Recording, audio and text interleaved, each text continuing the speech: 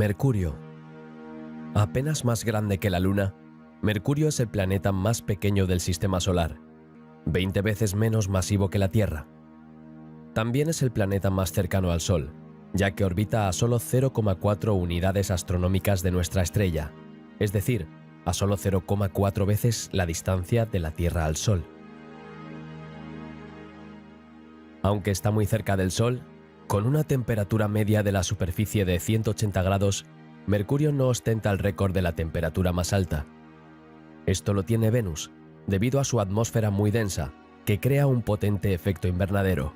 En la superficie de Mercurio, que prácticamente carece de atmósfera, la luz del Sol es 7 veces más brillante e intensa que en la Tierra, y nuestra estrella parecería 3 veces mayor en el cielo para un observador. Mercurio es el planeta más rápido del Sistema Solar, ya que se desplaza alrededor del Sol a 47 km por segundo en solo 88 días. A finales de 2011, cuando ya han transcurrido 3/4 partes de la duración de la misión principal, la sonda Messenger aportó nuevos conocimientos sobre Mercurio en varias áreas. Las enigmáticas fotografías de los depósitos brillantes en el fondo de algunos cráteres se tomaron durante los sobrevuelos de Messenger antes de su puesta en órbita. Las nuevas fotografías, tomadas con una resolución de hasta 10 metros por píxel, revelaron que hay grupos de cavidades en estos lugares, cuyo tamaño varía entre unos cientos de metros y varios kilómetros. Estas formaciones suelen estar rodeadas de halos de material altamente reflectante y suelen estar asociadas a rocas expulsadas por el proceso de craterización. Estas formaciones se encuentran entre las más nuevas y brillantes del planeta y nunca se han visto antes en ningún otro planeta o luna del Sistema Solar. No se explica el origen de estas depresiones. Sin embargo, su aspecto, que da la impresión de estar grabado, sugiere que se formaron por la eliminación de material de la superficie. Una teoría es que estas depresiones son el resultado de la sublimación de elementos volátiles contenidos en las rocas. Las fotografías también confirman que las deformaciones de la corteza de Mercurio están relacionadas principalmente con la contracción del planeta y son la causa de enormes escarpas y fallas lobuladas, pero también hay decenas de zonas, normalmente situadas dentro de cráteres o cuencas, que muestran signos de expansión de la corteza. El espectrómetro de rayos X ha realizado varios descubrimientos importantes sobre la composición del suelo de Mercurio.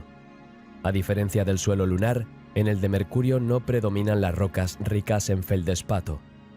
Las mediciones también confirmaron las observaciones realizadas con telescopios desde la Tierra, lo que sugiere la presencia de sulfuros en la superficie de Mercurio. Como resultado, los bloques de material que formaron el planeta estaban menos oxidados que los utilizados para formar los otros planetas interiores. Esta teoría tendría importantes implicaciones para nuestra comprensión del vulcanismo en Mercurio.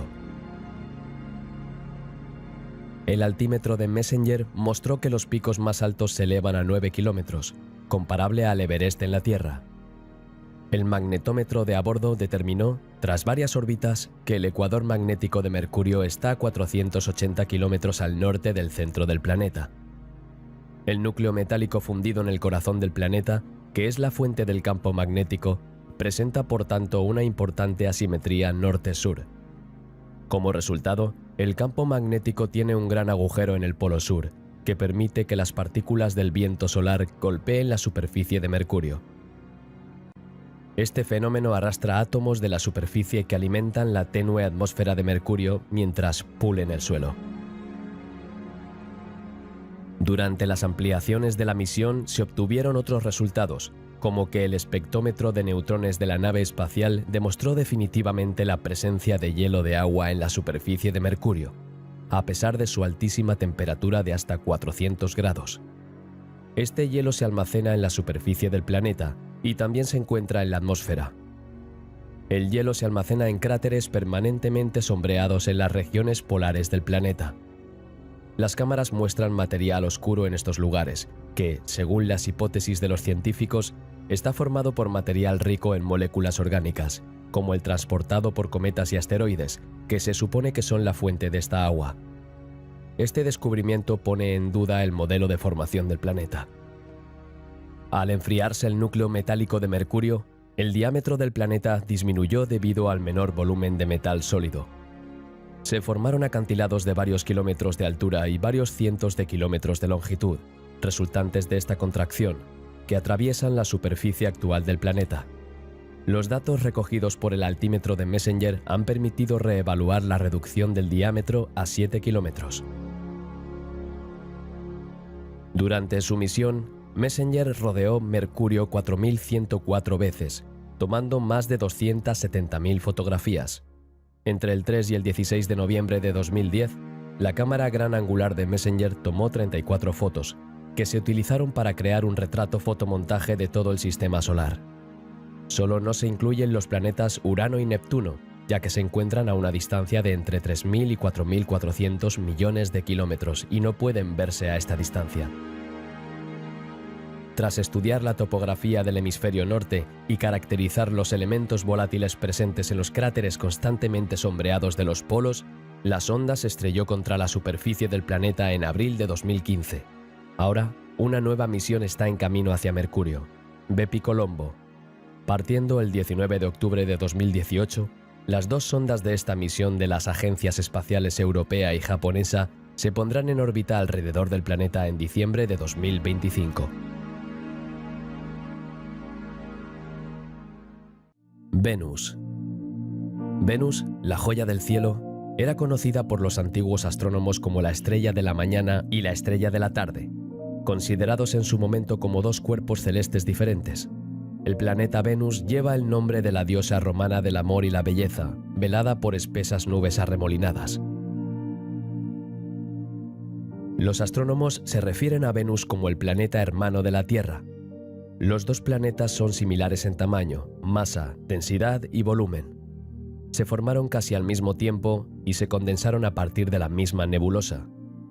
Sin embargo, su destino decidió otra cosa y con el tiempo la hizo muy diferente de la Tierra. No tiene océano y está rodeado por una atmósfera pesada compuesta principalmente por dióxido de carbono. Sus nubes están compuestas por gotas de ácido sulfúrico. La presión atmosférica en su superficie es 93 veces superior a la de la Tierra a nivel del mar. ¿Y cómo ha llegado hasta allí? El segundo planeta más cercano al Sol ha visto cómo su océano se evapora gradualmente. El vapor de agua es un formidable gas de efecto invernadero que permite que los rayos del Sol calienten el planeta sin dejar escapar el calor. El calentamiento global se aceleró y en unos cientos de millones de años su océano se evaporó por completo. El agua se concentra entonces en las capas más altas de la atmósfera. Entonces los rayos ultravioleta del Sol rompieron las moléculas de agua. Los átomos de oxígeno volvieron a caer a la superficie, mientras que los átomos de hidrógeno, más ligeros, se perdieron en el espacio. Árido, sin tectónica de placas ni vulcanismo regular, Venus se volvió incapaz de disipar su calor interno y durante cientos de millones de años la presión aumentó constantemente. Cuando esta presión alcanzó su punto máximo, el planeta liberó dióxido de carbono a su atmósfera a través de los volcanes.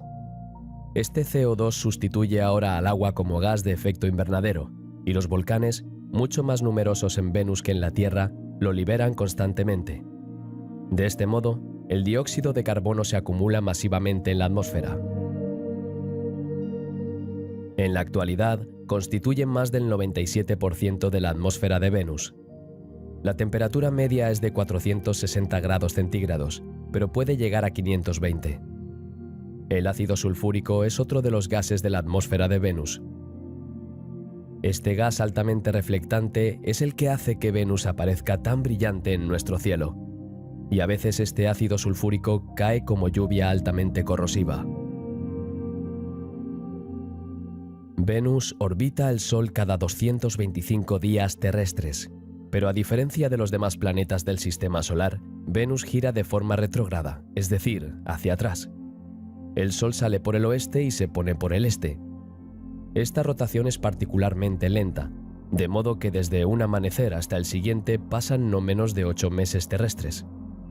Por tanto, Venus tiene días más largos que sus años, por lo que un día venusino dura 243 días terrestres.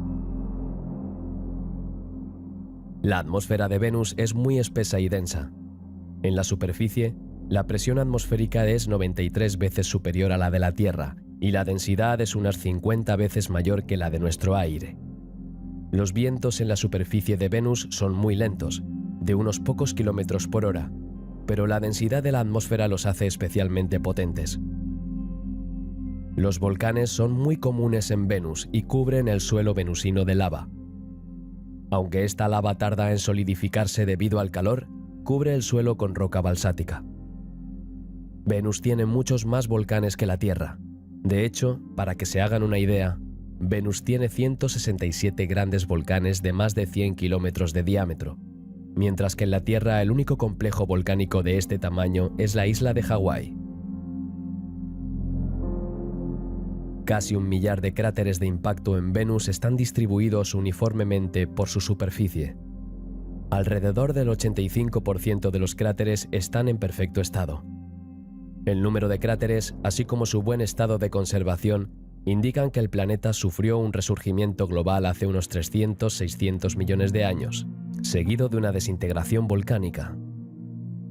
En la Tierra, la corteza está en continuo movimiento, pero Venus sería incapaz de sostener un proceso semejante. Sin una tectónica de placas que disipe el calor de su manto, Venus sufre un proceso cíclico en el que la temperatura del manto aumenta hasta alcanzar un nivel crítico que debilita la corteza. Después, durante un periodo de unos 100 millones de años, se produce una subducción a gran escala que recicla completamente la corteza del planeta. Estas condiciones extremas han dificultado mucho la exploración de Venus y las sondas enviadas a Venus duraron muy poco tiempo en la superficie del planeta antes de dejar de funcionar. Las primeras imágenes proceden del Mariner 10 en 1974, que pasó por Venus en su camino hacia Mercurio y tomó fotografías ultravioletas de las nubes, revelando las velocidades extraordinariamente altas del viento en la atmósfera venusina. En 1975, los módulos de aterrizaje soviéticos Venera 9 y 10 transmitieron las primeras imágenes de la superficie de Venus, que eran en blanco y negro. En 1982 se obtuvieron las primeras imágenes en color de la superficie con los módulos de aterrizaje soviéticos Venera 13 y 14. Estas imágenes revelaron que la superficie de Venus estaba cubierta de sedimentos y rocas relativamente angulares. El suelo muestra evidencias de un extenso vulcanismo, y el azufre en la atmósfera puede indicar que ha habido erupciones recientes. Los micrófonos de la sonda registran el ruido del viento atmosférico para medir su velocidad.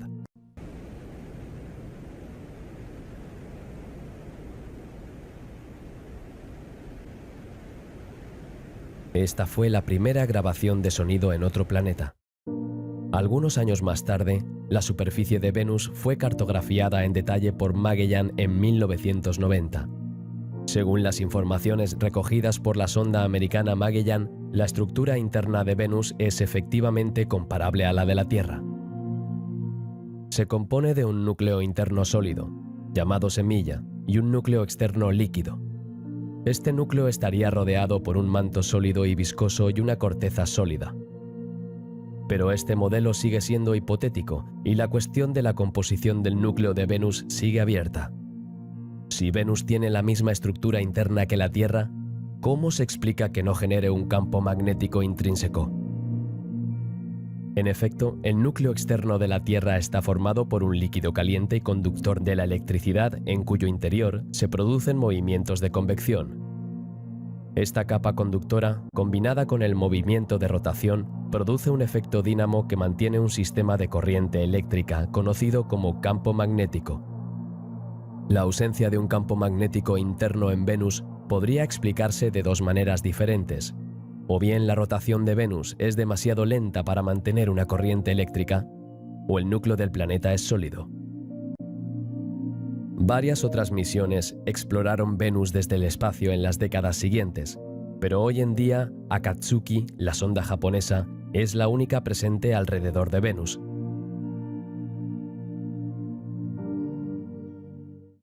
Tierra. Planeta de miles de colores y cuna de la humanidad, El oasis de la vida aún tiene mucho que enseñarnos sobre el misterio y los orígenes de nuestra existencia. ¿Por dónde empezar? Hay mucho que contar, pero a veces las imágenes hablan más que los largos discursos.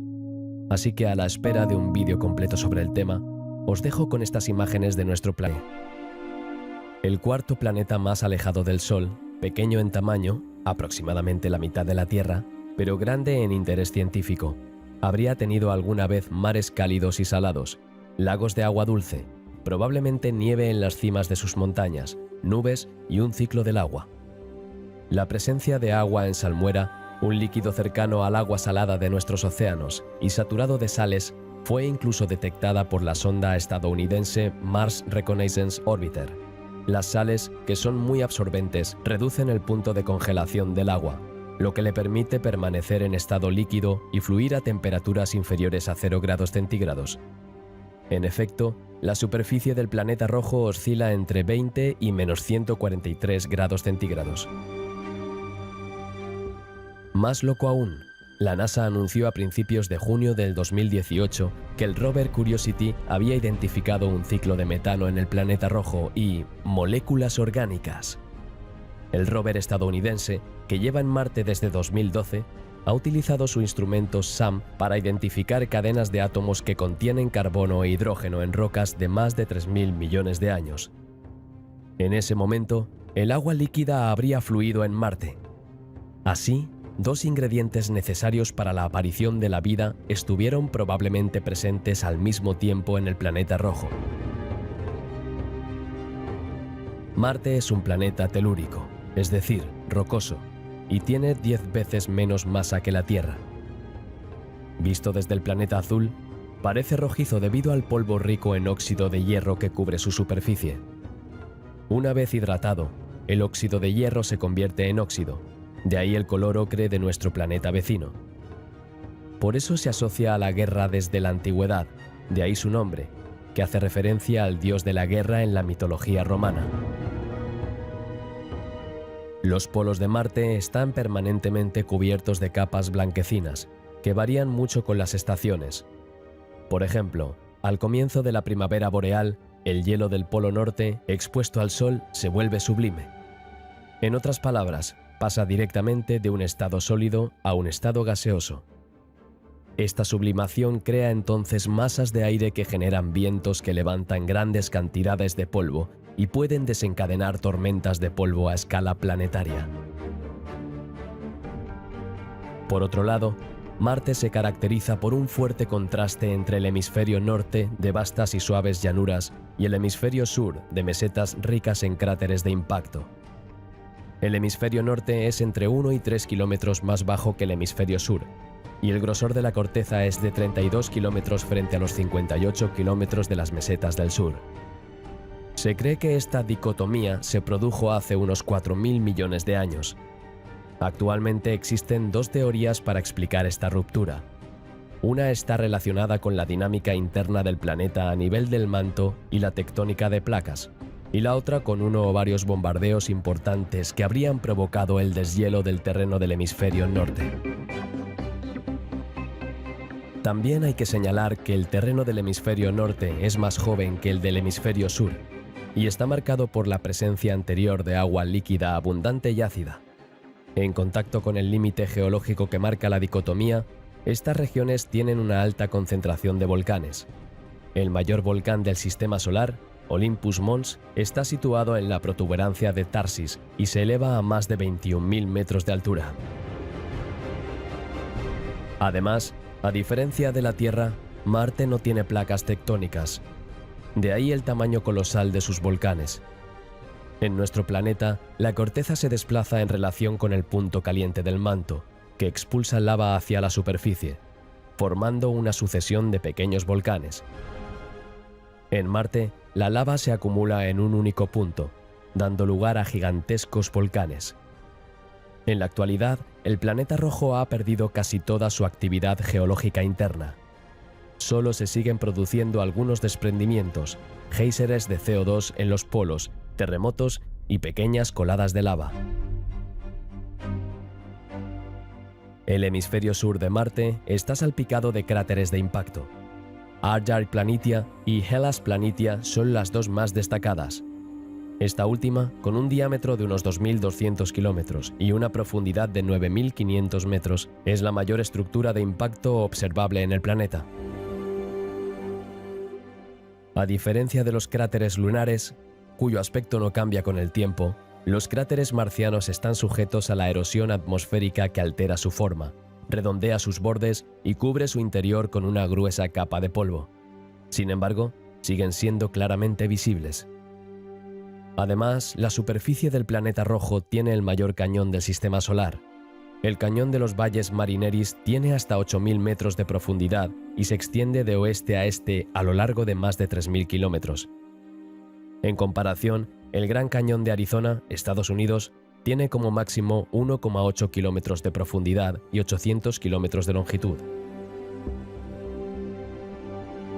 En las inmediaciones del Valles Marineris, una multitud de pequeños valles recuerdan los lechos de los ríos secos. Esta es una pista que apunta a los científicos hacia una historia de Marte durante la cual el agua líquida fluyó libremente. Por último, la gravedad en la superficie de Marte es solo un 38% de la de la Tierra. Se sabe que la microgravedad provoca problemas de salud como la pérdida de masa muscular y la desmineralización. Pero esto no desanima los planes de colonización del planeta rojo. El sismómetro de la misión InSight, que llegó a su destino el 26 de noviembre de 2018, ha arrojado algo de luz al respecto. Los terremotos marcianos son más débiles pero más frecuentes de lo que predicen los modelos teóricos. En 13 meses, el sismógrafo registró cerca de 460 eventos, en su mayoría microterremotos. Mediante el análisis de las ondas sísmicas de un puñado de terremotos, los más intensos observados durante 2 años, los científicos pudieron afinar nuestro conocimiento de la estructura interna de Marte. Los registros sísmicos les permitieron distinguir 3 capas en el subsuelo: la duricrust, una capa indurada de unos pocos centímetros de espesor; el regolito, un estrato superficial formado por material triturado por impactos durante miles de millones de años; y una capa meteorizada de unos 10 kilómetros de espesor. Debajo hay una corteza profunda consolidada, donde la dispersión y la atenuación de las ondas son similares a las de las masas cristalinas terrestres. El magnetómetro detectó un campo magnético 10 veces mayor de lo esperado. Las rocas cercanas al lugar de aterrizaje son demasiado jóvenes para haber sido magnetizadas por el antiguo campo global de Marte, por lo que el campo medido debe proceder de rocas más profundas. InSight también detectó pulsos magnéticos en plena noche, cuyo origen aún se desconoce. La atmósfera marciana está compuesta por un 96% de dióxido de carbono, un 2% de argón y un 1,9% de nitrógeno. Las imágenes tomadas desde la superficie del planeta muestran que el cielo tiene un aspecto anaranjado, lo que probablemente se deba a finas partículas de polvo de óxido de hierro, igual que en el suelo, en suspensión. La atmósfera de Marte es muy fina y tiene una presión inferior al 1% de la terrestre. ¿Y la perseverancia? Pues bien, 8 meses después de aterrizar en el planeta rojo, el Roverance ha entregado sus primeros resultados. Tal y como sospechaban los científicos, el cráter Jezero en el que se posó el robot es, efectivamente, un lago que lleva seco unos 3.600 millones de años. Según el primer estudio realizado con los datos recogidos por la Supercam francesa Perseverance, el lago se extendía en un diámetro de unos 35 kilómetros y tenía varios metros de profundidad. Por último, el planeta rojo no tiene anillos, pero sí 2 pequeños satélites naturales, Phobos y Deimos. El primero, de 27 por 22 por 18 kilómetros, tiene una forma irregular. Es el más cercano a su planeta, orbitando a unos 9.000 kilómetros de Marte. Cada año cae hacia Marte 18 centímetros, debido a la atracción gravitatoria del planeta. A este ritmo, dentro de 11 millones de años, Phobos estará tan cerca de la superficie marciana que la gravedad hará que se rompa, a una altura de unos 4.000 kilómetros. Deimos, en cambio, es más pequeño y está más lejos. Con unas dimensiones de 15 por 12 por 10 kilómetros, orbita a una altitud de unos 23.000 kilómetros. Al igual que Deimos, tiene una forma irregular y está salpicado de cráteres. Según las últimas publicaciones científicas, estas dos lunas, que llevan el nombre de los gemelos de los dioses Marte y Venus en la mitología romana, son el resultado de un impacto entre el planeta rojo y un asteroide. Los restos de esta colisión habrían formado un anillo en el que se habrían acumulado una docena de satélites. Solo los dos satélites más lejanos, Phobos y Deimos, sobrevivieron. Entre las órbitas de Marte y Júpiter se encuentra el principal cinturón de asteroides del Sistema Solar. Se calcula que en esta región hay más de 150 millones de objetos. El mayor de ellos es el planeta enano Ceres. Dawn es una nave de la NASA cuya misión es estudiar Vesta y Ceres, los dos principales cuerpos del cinturón de asteroides. Lanzada en 2007, Dawn comenzó sus observaciones en 2011, orbitando Vesta y luego Ceres, y las completó en 2018. Pero, ¿qué vio la sonda en Ceres? Las imágenes proporcionadas por la cámara de Dawn muestran numerosos cráteres dispersos sobre una superficie generalmente homogénea con puntos brillantes. Son depósitos de carbonatos y otras sales. La superficie resultó ser relativamente compleja, con una superposición de terreno joven y antiguo. Muchos indicios, como la cantidad de hidrógeno medido, la identificación directa y el rastro de flujos, muestran que el hielo es abundante en latitudes altas. Sin embargo, la presencia de grandes cráteres de hasta 300 kilómetros de diámetro aboga por una corteza más sólida que el hielo. Las mediciones del campo gravitatorio y los estudios de las formaciones superficiales indican que la densidad interna de Ceres aumenta a medida que uno se acerca al centro del planeta enano. Esto indica que Ceres es un planeta diferenciado con un núcleo denso, compuesto principalmente por roca y un manto rico en agua. Esta característica distingue a Ceres de otros asteroides. Se ha detectado amoníaco en la superficie de Ceres. Este descubrimiento sugiere que el material de Ceres se formó en el Sistema Solar exterior y apoya la hipótesis de que el Sistema Solar sufrió uno o más cambios importantes antes de adoptar su configuración actual. El espectrómetro infrarrojo de Dawn ha identificado el origen de los puntos brillantes visibles en la región del cráter Ocator. Están formados por una acumulación de carbonato. La cantidad de este mineral presente en el yacimiento supera todo lo encontrado en formaciones similares en la Tierra. Es un cráter reciente a escala geológica, con una edad estimada de 80 millones de años. La presencia de carbonatos en la Tierra apunta a la existencia de fenómenos hidrotermales, lo que implica la presencia de agua caliente.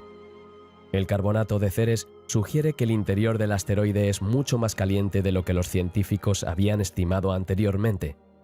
Los científicos tienen ahora la certeza de que el agua líquida estuvo presente bajo la superficie en el pasado geológico reciente. Las sales visibles son restos de un océano o bolsas de agua que llegaron a la superficie. El espectrómetro infrarrojo de Dawn también indica la presencia de sales que contienen amoníaco en el cráter Ocator. Se han detectado arcillas que contienen amoníaco en otros lugares de la superficie de Ceres. Este descubrimiento, junto con los carbonatos, apoya la opinión de que Ceres se formó en el Sistema Solar exterior, hacia la órbita de Neptuno, y que su órbita se desplazó después hacia el Sistema Solar interior. Sin embargo, el estudio de la superficie de Ceres parece contradecir esta hipótesis. Los cráteres de más de 2 kilómetros de profundidad, que se formaron por un impacto hace varios miles de millones de años, no muestran signos de deformación. Si la superficie estaba compuesta únicamente por hielo, este tipo de relieve debería haberse desvanecido con los periodos de calentamiento y enfriamiento. Según el estudio, la capa exterior de la superficie no contiene más de un 30-40% de hielo, siendo el resto rocas y minerales. Esta superficie rocosa es común entre los cuerpos que se formaron cerca del Sol, por lo que contradice las conclusiones extraídas de la presencia de minerales. Los instrumentos de Dawn tomaron unas 31.000 imágenes de la superficie durante su órbita de un año alrededor de Vesta.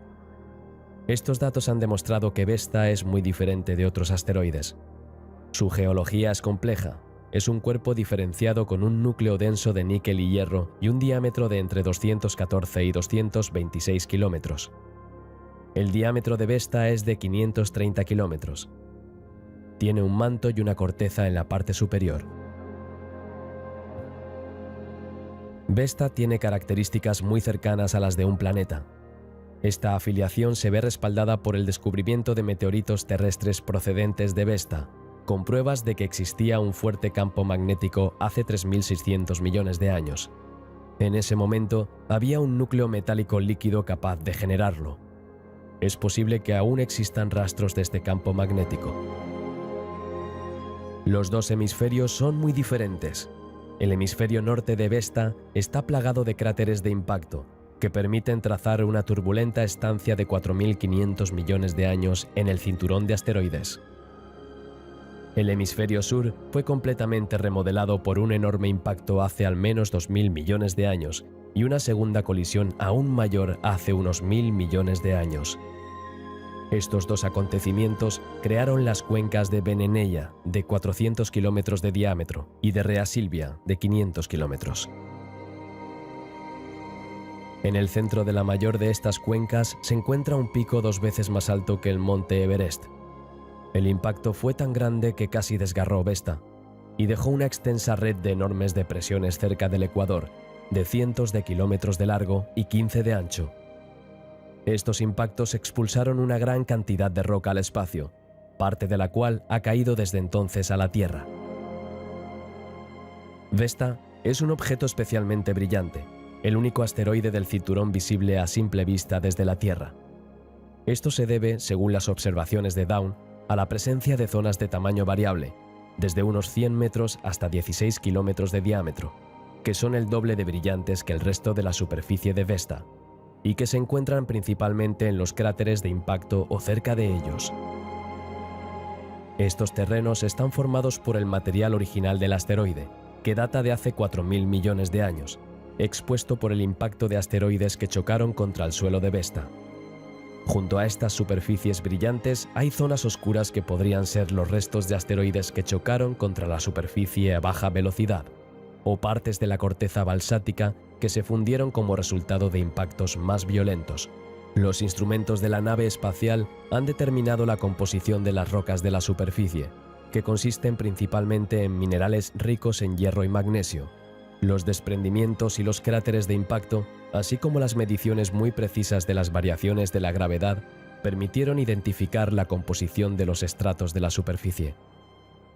Se elaboró un mapa de la temperatura de la superficie, que muestra que la temperatura puede variar desde menos 23 grados centígrados en los lugares con mejor exposición al sol hasta menos 100 grados en las zonas de sombra.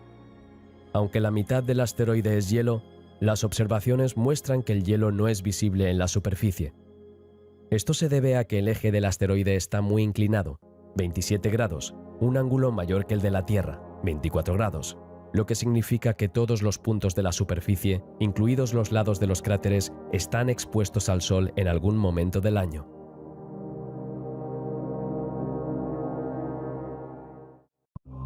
Júpiter impresiona por su tamaño y por las tormentas que se desatan constantemente en su superficie.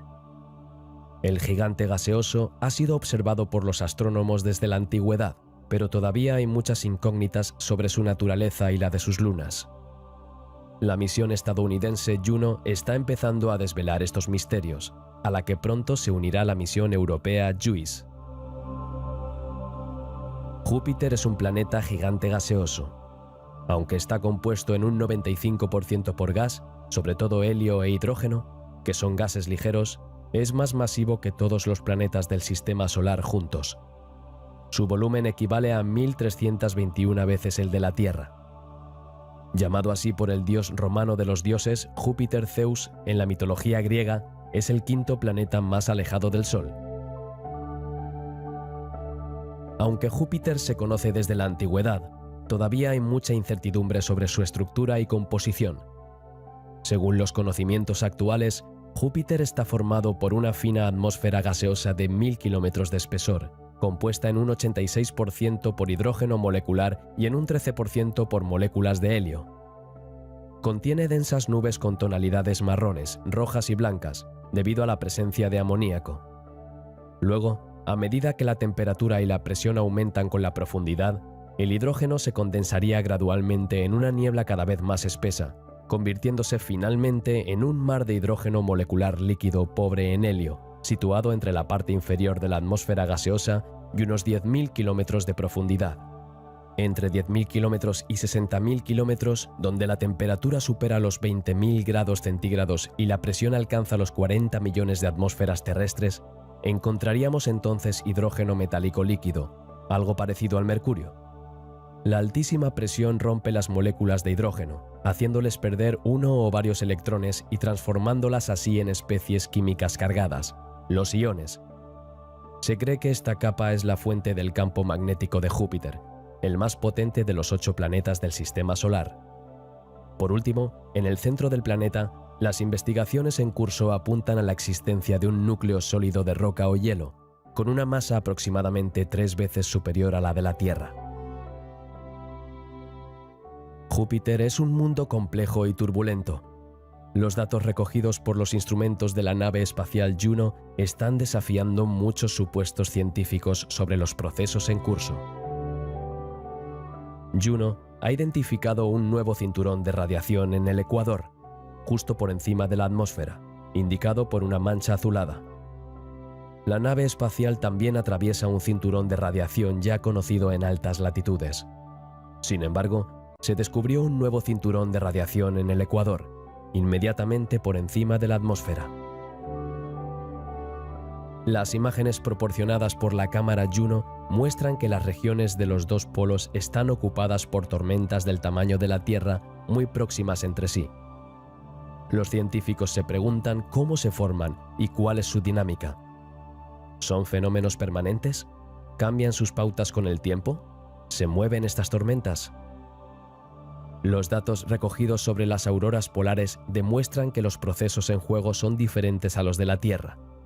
Los electrones acelerados en los polos tienen energías de hasta 400 keV, es decir, de 10 a 30 veces la de la Tierra.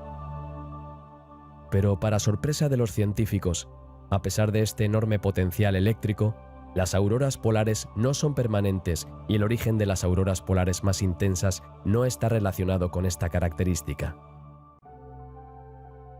La cámara de Juno tomó imágenes muy detalladas de la superficie de Júpiter, en particular de uno de sus rasgos más emblemáticos, la Gran Mancha Roja.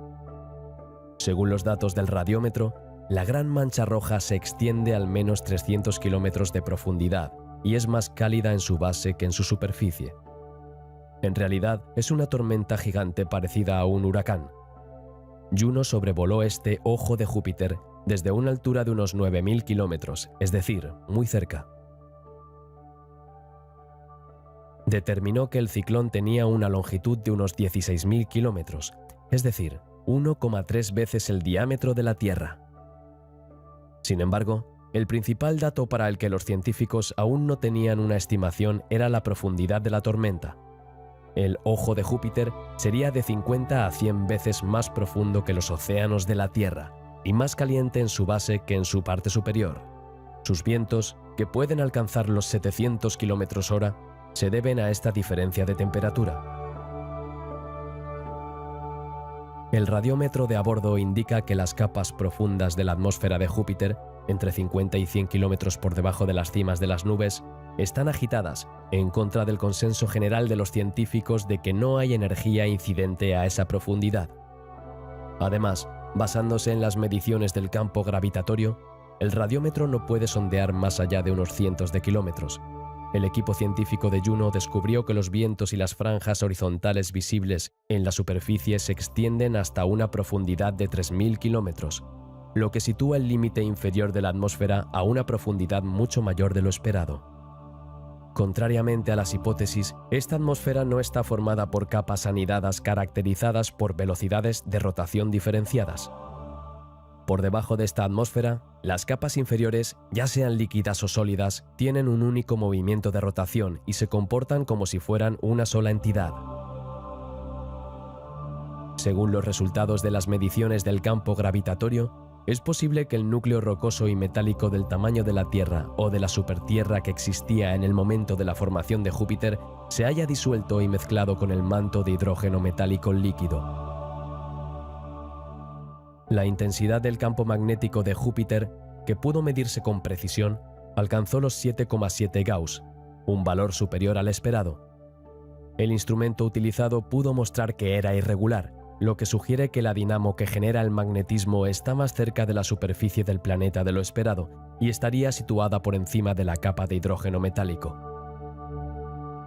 Con un lanzamiento previsto para junio de 2022, la misión ESA, JUICE, se unirá a Juno en el entorno joviano en 2029.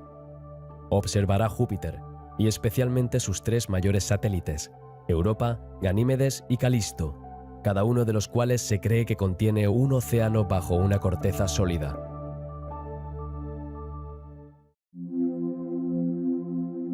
En el sistema de Júpiter hay 67 lunas confirmadas de diversos tamaños, formas y composiciones. En honor al homónimo de Júpiter, a veces se les llama colectivamente los jovianos. De ellos, los cuatro más grandes, Io, Europa, Ganímedes y Calisto, se conocen como los Galileos. Estas cuatro lunas se encuentran entre las más grandes del sistema solar, siendo Ganímedes la mayor de todas, incluso más grande que el planeta Mercurio. Además, se cree o se sabe que tres de estas lunas, Europa, Ganímedes y Calisto, tienen océanos interiores en los límites entre el núcleo y el manto o cerca de ellos. La presencia de océanos de agua caliente se considera un indicio de vida potencial en estas lunas. Lanzada el 18 de octubre de 1989, la nave espacial Galileo llegó a Júpiter y sus lunas 6 años después, para estudiarlos hasta 2003. Los contratiempos y las primicias salpicaron una de las misiones más excepcionales de la exploración planetaria. Galileo recopiló una gran cantidad de información científica a pesar de la indisponibilidad de su gran antena, que no pudo desplegarse, lo que limitó en gran medida el volumen de datos transmitidos. Io, con un radio de 1821,6 kilómetros y una distancia media de 421.000 kilómetros de Júpiter, Io está completamente envuelta por el poderoso campo magnético de Júpiter. La Luna tiene el periodo orbital más corto de todos los Galileos, ya que tarda unas 42,5 horas en completar una sola órbita alrededor del gigante gaseoso. Io tiene la mayor densidad de todas las lunas del sistema solar y es significativamente más densa que las otras lunas galileanas. Compuesto principalmente por rocas de silicato y hierro, su composición en masa es más parecida a la de los planetas terrestres que a la de los demás satélites del sistema solar exterior, que están compuestos principalmente por una mezcla de hielo, de agua y silicatos. A diferencia de sus primos jovianos, Io no tiene un océano de agua caliente bajo su superficie. De hecho, según las mediciones magnéticas y las observaciones del flujo de calor, se cree que existe un océano de magma a unos 50 kilómetros por debajo de la superficie. Este calor también es responsable de la actividad volcánica de Io y de su flujo de calor observado. Galileo ha pasado por el satélite de Júpiter Io en 7 ocasiones, pero el primer y el último sobrevuelo produjeron pocos datos científicos. Las observaciones han identificado más de 100 volcanes activos en la superficie de esta luna, incluido Loki, el volcán más potente del sistema solar. Estos volcanes producen lava con un enorme flujo, lo que hace que esta luna, según los especialistas, sea una perfecta representación del infierno. Hay que remontarse 2000 millones de años en la historia de la Tierra para encontrar fenómenos de tal violencia. La cámara de la sonda espacial pudo tomar primeros planos de una erupción de lava que se eleva a más de 1,5 kilómetros sobre la superficie lunar. La superficie está constantemente cubierta de llanuras lisas salpicadas de altas montañas, fosas de diversas formas y tamaños y coladas de lava volcánica. Su aspecto colorido también es indicativo de la actividad volcánica que ha recubierto la superficie con compuestos sulfúricos y de silicato y ha provocado la renovación de la superficie. Io tiene la menor cantidad de agua de todos los cuerpos conocidos del sistema solar, lo que probablemente se deba a que Júpiter era lo suficientemente caliente al principio de la evolución del sistema solar como para expulsar de su superficie materia volátil como el agua. Los fenómenos geológicos se deben principalmente a las fuerzas de marea generadas por Júpiter, que fluctúan según la posición de Io en su órbita, ya que ésta no es circular. Estas fuerzas deforman el planeta como una pelota de goma. La fricción interna resultante de las rocas crea enormes cantidades de calor interno, lo que representa un flujo de calor 2 veces mayor que el que provoca el vulcanismo de la Tierra. La nave espacial descubrió montañas de 16 kilómetros de altura. No parecen ser de origen volcánico. Otras fotos indican que estos picos están desapareciendo paulatinamente a causa de los enormes desprendimientos de tierra provocados por su masa. El descubrimiento por parte de Galileo de un agujero en el campo magnético creado por Júpiter a la altura de Io, junto con las mediciones del campo gravitatorio de la Luna, llevó a la conclusión de que ésta tiene un núcleo metálico compuesto de hierro y sulfuro de hierro con un diámetro de 900 kilómetros, es decir, el 50% de su diámetro total.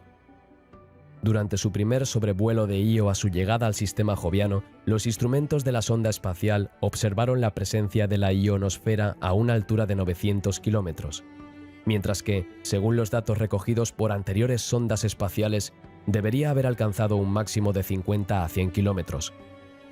Estas diferencias reflejan la gran variabilidad de esta región del espacio alrededor de Io.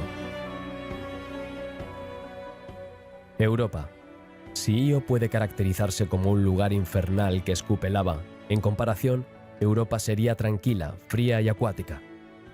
Con un radio medio de unos 1.560 kilómetros y una masa de 4 por 10-22 kilogramos, Europa es también ligeramente más pequeña que la Luna terrestre. Su órbita es casi circular y se encuentra a una distancia media de 670.000 kilómetros de Júpiter. La Luna tarda 3,5 días terrestres en completar una sola órbita alrededor de Júpiter. Galileo ha realizado 9 sobrevuelos cercanos al satélite de Júpiter, Europa. 2 de estos sobrevuelos arrojaron pocos datos después de que la nave espacial cambiara al modo de supervivencia en un momento crítico. Y el último sobrevuelo se llevó a cabo con un presupuesto reducido que solo permitió observaciones limitadas. A diferencia de Ganímedes y Calisto, Europa tiene pocos cráteres en su superficie, lo que indica que un proceso geológico los ha eliminado. Según las estimaciones basadas en las observaciones de otras lunas de Júpiter, cada millón de años se produce de media un impacto que crea un cráter de 20 kilómetros de diámetro. Sin embargo, las observaciones realizadas por la sonda espacial solo han revelado una decena de cráteres de este tamaño. Según la mayoría de los científicos, la superficie de Europa tiene, por tanto, menos de 10 millones de años, lo que es más joven que todo lo que se puede observar en cualquier otro planeta excepto la Tierra. Las imágenes tomadas por Galileo confirman esta teoría. Muestran bloques de costras que parecen icebergs flotando en un océano invisible. Estos bloques están inclinados o parecen haber girado en su lugar, como si la presión los hubiera liberado y luego los hubiera hecho girar. La superficie también está marcada por largas crestas y fracturas rodeadas de bandas de roca oscura y hielo. El proceso en cuestión es probablemente el resultado de las fuerzas de marea generadas por Júpiter y las otras lunas, que levantan la superficie varias decenas de metros cada día, rompiendo la corteza de hielo y provocando erupciones volcánicas de hielo y géiseres que dispersan el material de las capas más profundas hacia la superficie. Europa es significativamente más densa que las demás lunas galileanas, a excepción de Io, lo que indica que su interior se diferencia entre un interior rocoso compuesto por roca de silicato y un posible núcleo de hierro. Por encima de este interior rocoso se encuentra una capa de hielo de agua cuyo espesor se estima en unos 100 kilómetros. Muchas pruebas apuntan a la presencia de un océano bajo la capa de hielo que cubre Europa. La juventud de la superficie y la presencia de bloques de hielo en forma de iceberg en algunas regiones solo pueden explicarse si la capa de hielo de la superficie se calienta desde abajo mediante hielo caliente o agua líquida. El instrumento de infrarrojos NIMS encontró concentraciones de sales, sulfatos y carbonatos. El instrumento de infrarrojos NIMS encontró concentraciones de sales, sulfatos y carbonatos en las regiones más jóvenes. Estos depósitos podrían explicarse por la presencia de un océano salado bajo la corteza de hielo. Si las aguas de este océano son carbonosas, puede generarse una presión suficiente para expulsar los restos observados en la superficie de Europa. Además, un experimento de laboratorio que reconstruye las condiciones de Europa ha verificado que el espectro electromagnético de las sales es coherente con esta teoría. El argumento más fuerte a favor de la presencia de un océano subterráneo se refiere a las características del campo magnético del planeta. El magnetómetro de la nave detectó un campo magnético local que parece ser inducido por el campo magnético de Júpiter y no creado por la Luna. Se cree que este campo se crea por las corrientes eléctricas que fluyen en el océano subterráneo, que es salado y por tanto conductor. La medición del campo gravitatorio indica la presencia de capas superficiales de baja densidad compuestas por agua en estado líquido o en forma de hielo. La presencia de agua líquida en una región tan fría sería el resultado de la energía térmica generada por las fuerzas de marea que actúan sobre la Luna. La teoría de un océano subterráneo ha dado lugar a muchas especulaciones sobre la presencia de organismos vivos en Europa. Las observaciones de Galileo sobre el campo magnético de Júpiter han demostrado que éste ejerce suficiente influencia sobre los iones del océano de Europa como para provocar una corriente oceánica. Esta corriente tendría una velocidad de unos pocos centímetros por segundo y una dirección opuesta a la de la rotación de Europa. Este fenómeno podría ser el responsable de los fallos observados en la superficie del satélite. Dada la combinación de estos factores, se considera una gran posibilidad que también exista vida orgánica en este océano. Ganímedes. La luna Ganímedes es la tercera luna más lejana de Júpiter y orbita a una distancia media de 1 millón de kilómetros. A esta distancia, se necesitan 7 días y 3 horas para completar una sola revolución. Al igual que la mayoría de las lunas conocidas, Ganímedes está bloqueado por la marea, con un lado siempre orientado hacia el planeta. Con un radio medio de 2.634 kilómetros, equivalente a 0,4 tierras, Ganímedes es la mayor luna del sistema solar, incluso mayor que el planeta Mercurio. Sin embargo, con una masa de 1,4 por 10 a la 23 kilogramos, es la mitad de masivo, lo que se debe a su composición formada por hielo de agua y roca de silicato. Galileo ha sobrevolado 6 veces a baja altura, entre 260 y 3.100 kilómetros, el satélite de Júpiter Ganímedes, recogiendo en cada ocasión numerosos datos. Los datos sobre el campo magnético que rodea a Júpiter sugieren que Ganímedes, el mayor satélite de Júpiter, tiene un campo magnético creado por una dinamo interna similar a la de la Tierra, es decir, un núcleo metálico. Dependiendo de si se trata de hierro puro o de sulfuro de hierro, podría estar situado entre 400 y 1.300 kilómetros de la superficie y representar entre un 1,4 y un tercio de la masa de la Luna. Es la primera vez que se encuentra un campo magnético en un satélite natural. La superficie de Ganímedes está formada por 2 tipos de terreno. El 40% del suelo es oscuro y con cráteres. Se cree que este terreno se remonta a la formación de la Luna. El resto de la superficie está formada por suelos más blandos y de color claro, llamados sulcus, que se cree que se han formado más recientemente como resultado de la aparición de aguas subterráneas.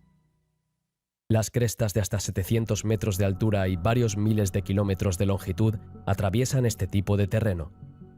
Estos terrenos más jóvenes pueden haberse formado en una época en la que la órbita de la Luna era más elíptica, lo que provocaba variaciones de marea que podían fracturar la capa de hielo y generar erupciones de agua subterránea.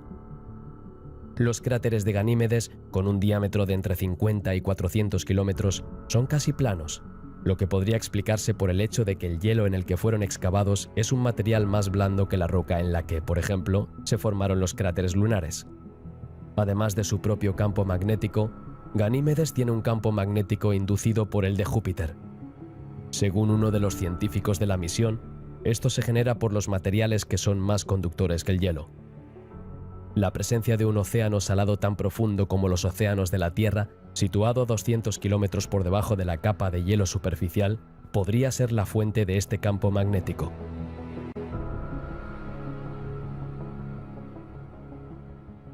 Calisto.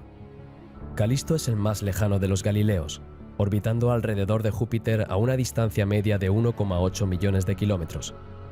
Con un radio medio de 2.400 kilómetros, o 0,3 tierras, y una masa del 1% de la Tierra, Calisto es la segunda luna más grande de Júpiter. Su tamaño es comparable al de Mercurio, pero debido a su composición mixta, tiene menos de un tercio de la masa de Mercurio. Galileo ha pasado 9 veces por la luna Calisto de Júpiter.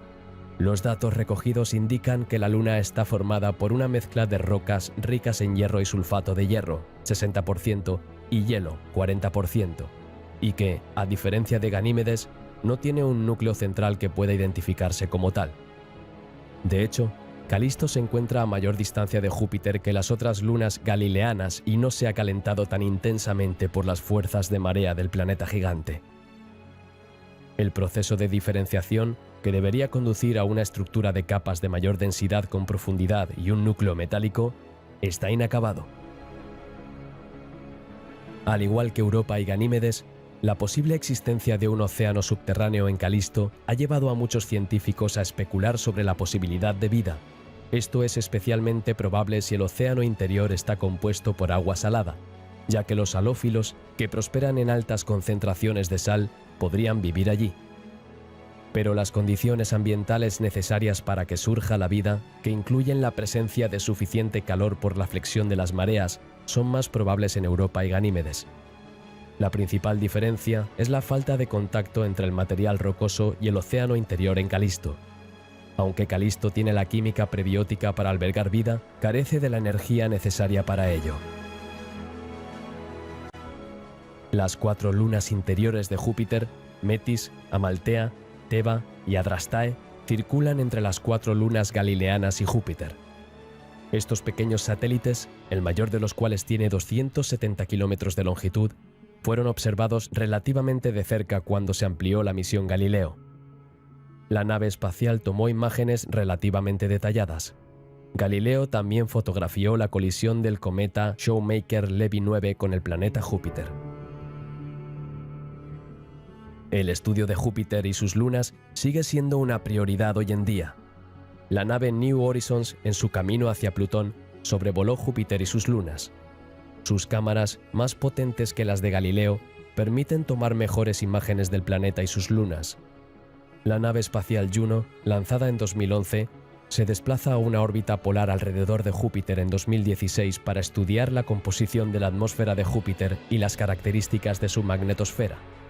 JUICE, la sonda espacial de la Agencia Espacial Europea, se lanza en 2022 y estudia Ganímedes tras orbitar esa luna en 2030.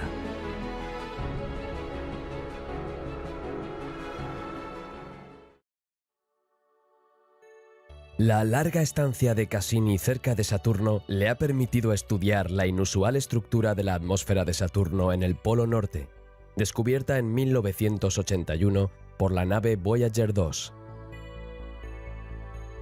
El sistema de nubes tiene una forma hexagonal, estable en el tiempo, con cada lado midiendo 13.800 kilómetros y completando una revolución completa en 10 horas y 39 minutos. En el centro de esta formación se encuentra el ojo central de un huracán de 2.000 kilómetros de diámetro, que impulsa las nubes en sentido contrario a las agujas del reloj a una velocidad de más de 500 kilómetros hora. Saturno también tiene otros vórtices más pequeños dentro del hexágono.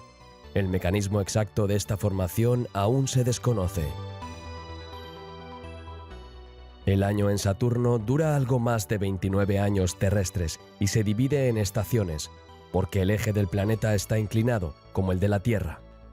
Una tormenta estacional cada 29 años, vinculada al calentamiento de la superficie, se observó en varias ocasiones antes de la llegada de Cassini. Llamada Gran Mancha Blanca por sus características visibles, comienza con una serie de manchas blancas que se van extendiendo en longitud hasta rodear el planeta. Siempre se encuentra en el hemisferio norte, pero no está claro por qué. La tormenta fue estudiada en detalle cuando apareció en diciembre de 2010, 10 años antes de lo previsto. La nave espacial determinó que la tormenta está trayendo vapor de agua y otros materiales desde una profundidad de hasta 160 kilómetros. Por primera vez, los instrumentos de la sonda espacial observaron relámpagos tanto en el lado luminoso como en el oscuro del planeta, especialmente dentro de la tormenta. La determinación del periodo de rotación sideral de un planeta es esencial para estudiar todos los fenómenos físicos asociados, en particular para establecer el sistema de longitud de un planeta. En el caso de los planetas terrestres, basta con observar el suelo para obtener este periodo de rotación. En el caso de los planetas gaseosos, no hay suelo, y el núcleo está enterrado a gran profundidad bajo la atmósfera del planeta. El único periodo observable que está relacionado con la rotación del núcleo de estos planetas es el de su campo magnético. Por lo tanto, estudiamos las modulaciones inducidas por la rotación del campo magnético del planeta, estudiado en sus emisiones de radio naturales para averiguar su periodo de rotación sideral. El periodo de rotación de Saturno se determina por primera vez a partir de los datos de la nave espacial Voyager. El periodo sideral de Saturno es de 10 horas 39 minutos. En el año 2000, los científicos que utilizan los datos de radio de la sonda Ulises observaron que el periodo de modulación de las emisiones de radio de Saturno ha cambiado desde las mediciones de las Voyager. Las nuevas mediciones dan un periodo de un 1% más largo que el medido por el Voyager. Las mediciones de radio obtenidas con Cassini confirman el cambio de periodo. Las observaciones realizadas entre 2004 y 2005 en torno a Saturno parecen mostrar que el periodo radioeléctrico varía lentamente, a escala anual, en unos pocos puntos porcentuales. Dado que la velocidad de rotación sideral del núcleo de Saturno no puede variar, es la interpretación de las modulaciones de las emisiones de radio la que probablemente deba revisarse. Se emiten principalmente en el lado diurno de la magnetosfera de Saturno y están fuertemente correlacionados con la presión del viento solar. En la actualidad existen diferentes interpretaciones. El primero es un efecto estacional. La altura del Sol en el plano de los anillos modifica la cantidad de electrones libres en las líneas del campo magnético y, por tanto, cambia las condiciones de emisión de las ondas de radio. El segundo puede ser un efecto del ciclo solar. Las propiedades del medio interplanetario y del viento solar varían mucho con la actividad solar. Se ha demostrado que las emisiones radioeléctricas aurorales de Saturno están fuertemente correlacionadas con las fluctuaciones de los parámetros del viento solar. O tal vez un efecto de ritmo, es decir, fluctuaciones no aleatorias en la ubicación de la región radioactiva en un sector temporal local. Las simulaciones numéricas han demostrado que se pueden obtener muy fácilmente periodos de rotación aparentes diferentes del periodo real por un efecto de batido. O un sistema de convección del núcleo de Saturno, una hipótesis inspirada en lo que ocurre en el Sol, pero poco probable. El problema es especialmente espinoso, porque si el periodo de rotación de Saturno es efectivamente un 1% más lento que el periodo medido por las Voyager, entonces todo el sistema atmosférico de Saturno está en superrotación, es decir, giraría más rápido que el núcleo del planeta, lo cual es difícil de explicar. Antes de que concluyera la misión de Cassini, se discutieron dos hipótesis sobre el origen de los anillos. Según la primera hipótesis, los anillos son el resultado de un cataclismo, como la destrucción de una luna o un cometa por las fuerzas gravitatorias que actúan dentro del límite de Roche. Como tal, serían relativamente jóvenes. En el segundo caso, los anillos serían reliquias de la formación del planeta gigante y, por tanto, se remontarían a 4.500 millones de años.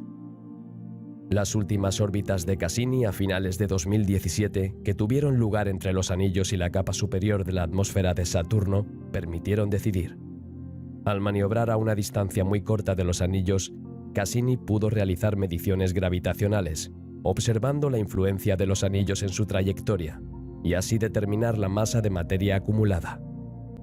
Los anillos están formados por unas 15,4 por 1015 toneladas de material, 20 veces menos de lo estimado anteriormente. Para dar un orden de magnitud, nuestra Luna pesa 7,6 por 1019 toneladas. Con información más concreta, Cassini pudo afirmar que los anillos se formaron hace entre 10 y 100 millones de años y que probablemente habrían desaparecido por completo en 100 millones de años. Originalmente, los anillos debían ser mucho más grandes y brillantes.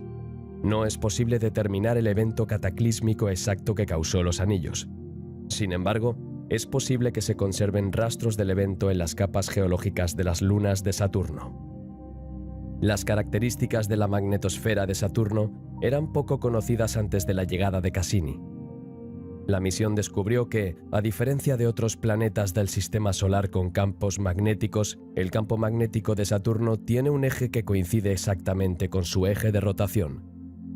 Cassini determinó que el campo magnético del planeta sufre una importante fluctuación, que se repite con una periodicidad de 10 horas y 47 minutos.